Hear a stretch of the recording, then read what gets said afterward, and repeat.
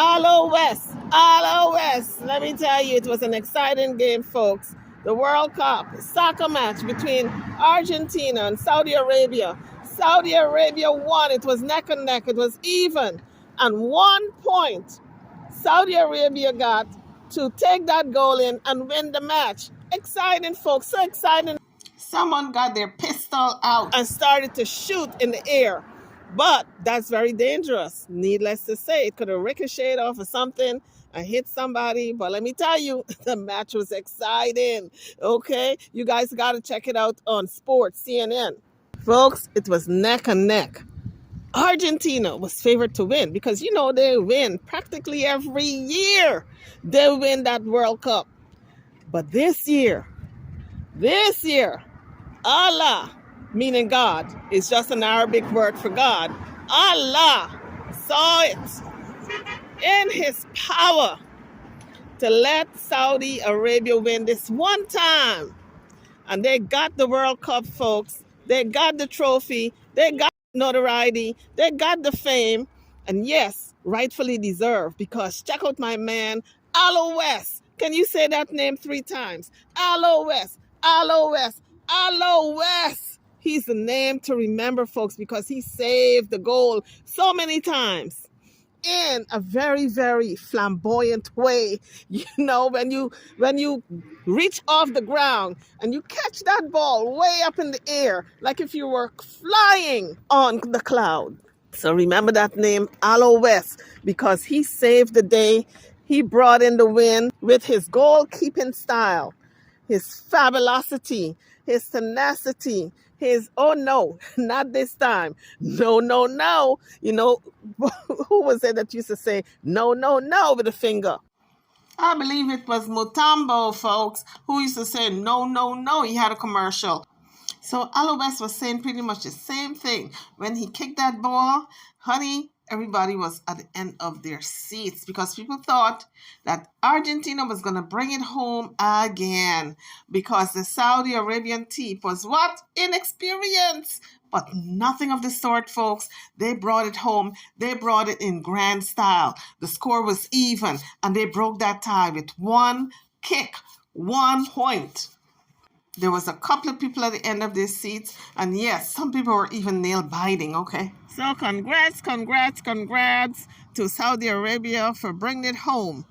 They promised their fans they were going to do it, and they did it, and they did it so much in style. So absolutely, without a doubt, they won this. It was not by a fluke, because we saw the goalkeepers, we saw the players, we saw how majestic they were on the field. So it was Saudi Arabia 2, Argentina 1. Congratulations once again.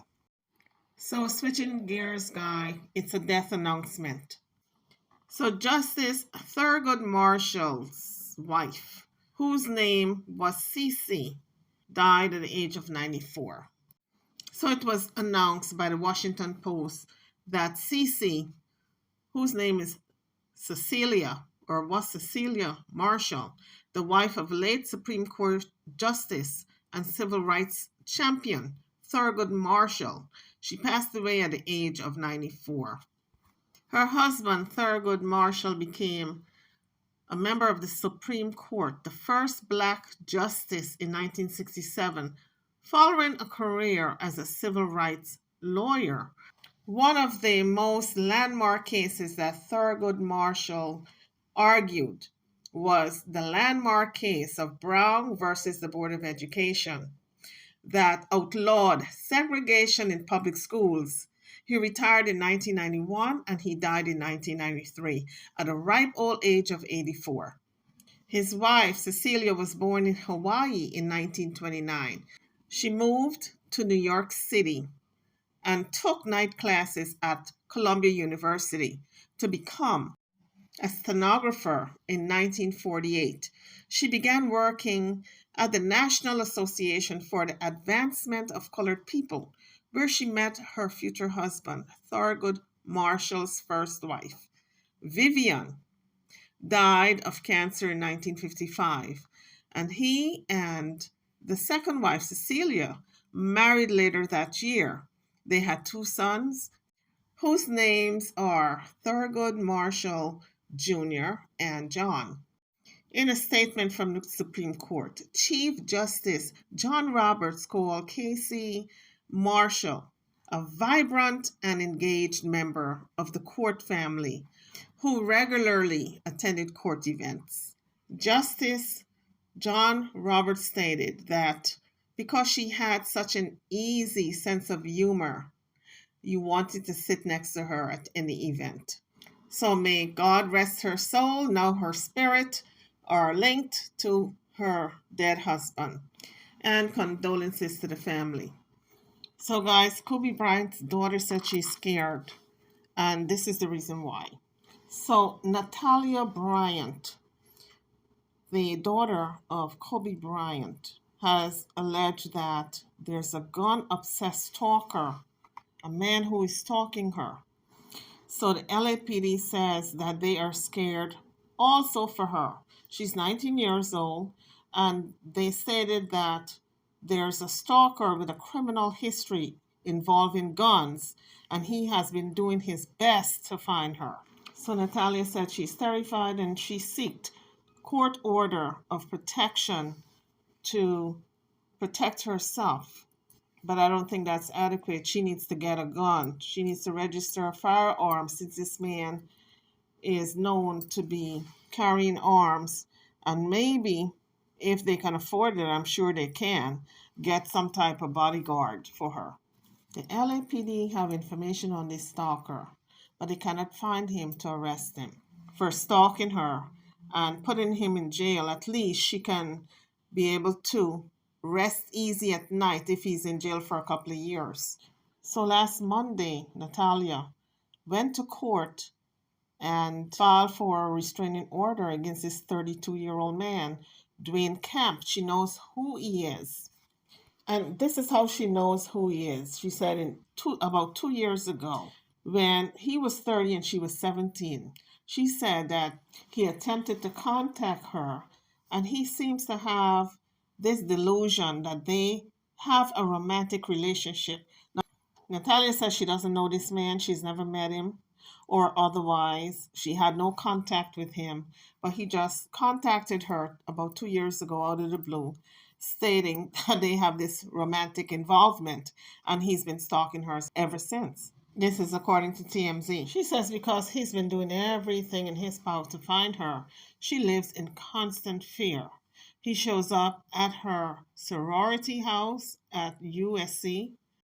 Sources with direct knowledge tells TMZ he also allegedly showed up at one of her classes and was roaming the building. This is scary, folks. This guy is really a threat, and the cops got to take him in quick before he hurts someone.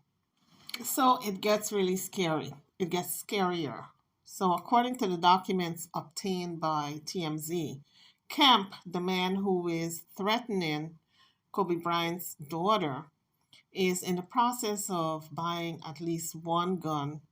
The documents say the sale is imminent, and the documents go on to also say that he has threatened to buy both an AK-47 and a fully automatic Glock. So I'm wondering why he is not arrested. Maybe they can't find him. Could be. So the documents also shows that Kemp is a gun enthusiast who has been arrested and or convicted of at least 4 crimes, including one involving firearms. Police department arrest people all the time for probable cause. So I'm wondering why had they not arrested him, since Kobe Bryant's daughter have evidence that he's been stalking her. So Natalia claims that the man sent her a DM with an image of her late father, Kobe, and wrote, "Thankful for him birthing you. Hopefully, we can birth him." Adding a red heart to the message. It sounds very disturbing, folks. He's not making sense, so he's probably a very disturbed person. So the documents say he had the hope of having a Kobe-like child together with Natalia. So the LAPD is involved in the case and they wanted a restraining order filed, which was done on Monday by Natalia. So Natalia is taking it to the next step, which is the court to order the man to stay away from her at least 200 yards, away from her home, away from her job, school, and sorority house. But guys, that has got to be the most terrifying thing. You're looking over your shoulder as soon as you leave your home. You jump in your car. You're so paranoid. You don't know if someone is following you, if someone is behind you driving. When you get out of the car, you gotta look left and right and front and back to make sure there's no one around the corner ready to jump you. Or if you're in a classroom, you're constantly looking at the door because you don't know if this man with a gun is going to start shooting up the place.